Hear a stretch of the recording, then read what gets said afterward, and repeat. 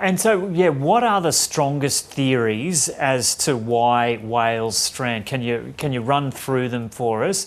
And Yeah, what the evidence is kind of leading scientists towards believing is kind of like the major factor?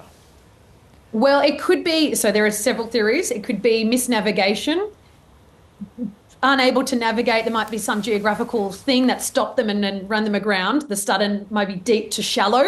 There could also be a sick individual which has led ashore the others, and they've all gone, oh, we're going this way. And then voila, they strand. Acoustic awareness or acoustic sounds that might have spooked the animals. There could be killer whales in the area, and maybe they've gone, oh, let's get out of here. I don't know. Or it's just so many different things. Maybe they were feeding on fish and they also feed on squid. They've got really cool shaped teeth, conical, like ice cream shaped teeth, ice cream cone shaped teeth. Maybe they were feeding and they misnavigated. So they're just a few theories. These are very complex situations. You've got marine mammals, they breathe air like you and I. They're very social. They may be vocalizing. There's young ones, older ones.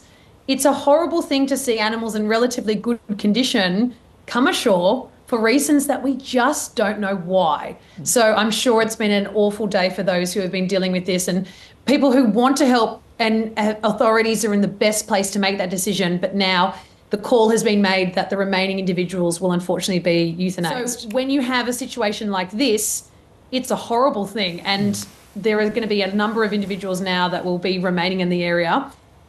That goes to probably the next questions, but it's an opportunity for science to learn more about a species that we really don't know too much about in Australia.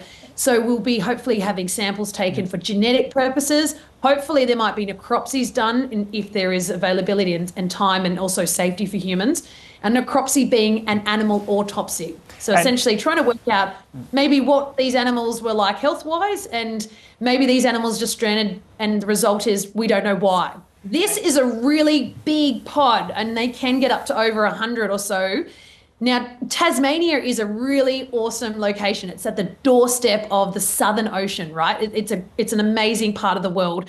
So therefore, the opportunities to see incredible creatures like whales and dolphins appear out of the big blue there's great opportunity for that. But is it that it's just be a little bit of a navigational hazard for marine creatures? And this is why we're seeing pilot whales strand in these areas.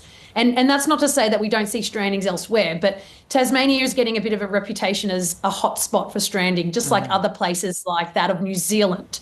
Why do we keep seeing these stranding events happen? Typically, we see this occur with those species that use echolocation or biological sonar, high frequency sounds that can talk to each other.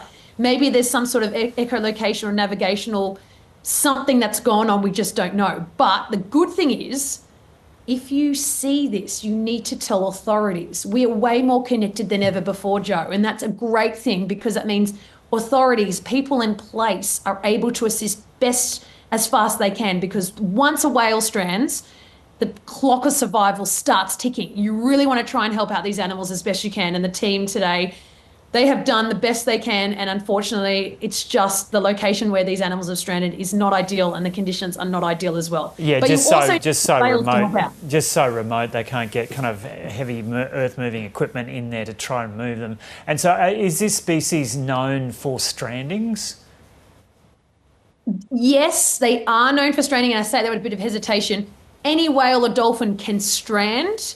Pilot whales are kind of like the well-known species to strand, but false killer whales they can strand as well. And because they're such tight-knit, very social creatures, that's probably why you're seeing a lot here. There may have been the big pod just doing its thing and then something's gone on. We don't know why. I'd love to find out why in my lifetime. And unfortunately, we've come across them, and the people, I believe there was a gentleman fishing in the early hours, alerted mum, and then mum told other people, and yeah, this discovery's been made. So, it's an awful thing. Yeah.